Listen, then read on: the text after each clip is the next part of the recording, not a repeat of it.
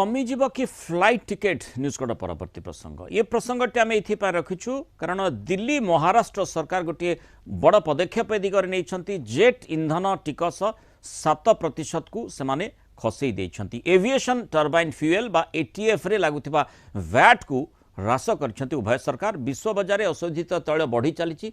तार दर वृद्धि जो एयरलाइंस कंपनी प्रभावित होती से आश्वस्ति देवाई यह पदक्षेप नि दिल्ली 6 मास एटीएफ उपरे वैट 25% रु 7% को कमी महाराष्ट्र घरोई विमान चलाचल मुंबईर एटीएफ वैट को 18% रु 7% को ह्रास कर इंधन मूल्य टंकार दुर्बलता एवं जोगाण संकट एयरलाइंस को प्रभावित करें पेट्रोलियम योजना एवं विश्लेषण प्रकोष्ठ पीपीएससी अनुजाई केवल फेब्रुआरी 2026 रे भारत प्राय 764,000 मेट्रिक टन एटीएफ व्यवहार करता दिल्ली और मुंबई भारतर दुईटी सर्वबृहत विमान हब हो पारू यह पदक्षेप परिचालन अर्थनीति में यथेष्ट उन्नति आनीपारे बोली चर्चा होची आम आलोचना करबा सीधा सड़क